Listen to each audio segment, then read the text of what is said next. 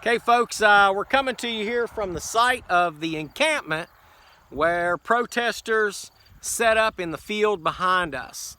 As you can see, there's nothing there now, other than, a few remnants of trash, and I think there's a little piece of metal there, probably come from some of the protesters that were here.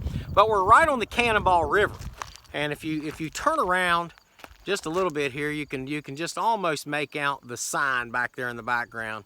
But anyways, this was the site of it all. This is also, unfortunately, the site of probably $50 to $70 million of work that had to go into cleaning this place up.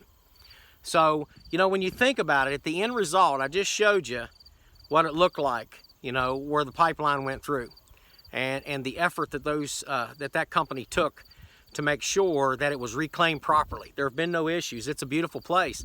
I mean, folks, look, if you have a bunch of problems, you won't get the prairie grass out here growing. You won't get the animals out here. We've passed, beehives and everything else. We just passed a herd of buffalo as well that's close to this site, drinking out of this water.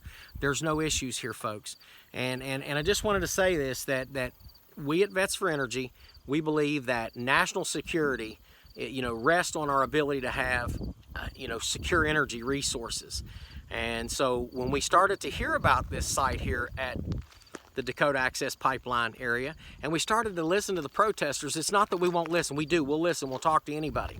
We want to hear their side of the story. But the only thing that we could get was just rhetoric, back and forth rhetoric.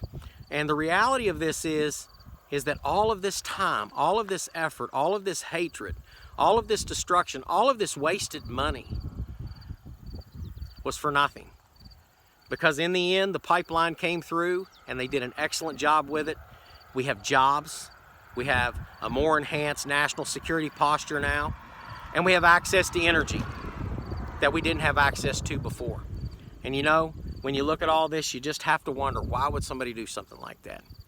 So, like I tell everybody, put your boots on the ground, go see what's going on, ask the questions. Follow us at Vets for Energy. You can reach us. You can follow us at vetsforenergy.com, or you can reach us here on the Facebook page anytime.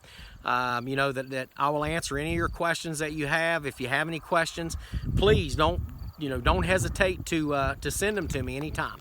But I'm here live, right now, from the Cannonball River, the site of the Dakota Access Pipeline protest from last year. And the ultimate end was that the state of North Dakota, had to pay a whole lot of money to clean this place up. So for people that were here to protect the environment, they did a whole lot of damage. And we're glad that it did get cleaned up. And we're glad that it's finally starting to grow grass here again and starting to look like something. Let's think about this before we go into these discussions. Let's actually have civilized discussions with each other so that at the end of the day, we do the right thing. So this is James McCormick with Vets for Energy at the Standing Rock Reservation here in North Dakota on the Cannonball River, saying God bless America.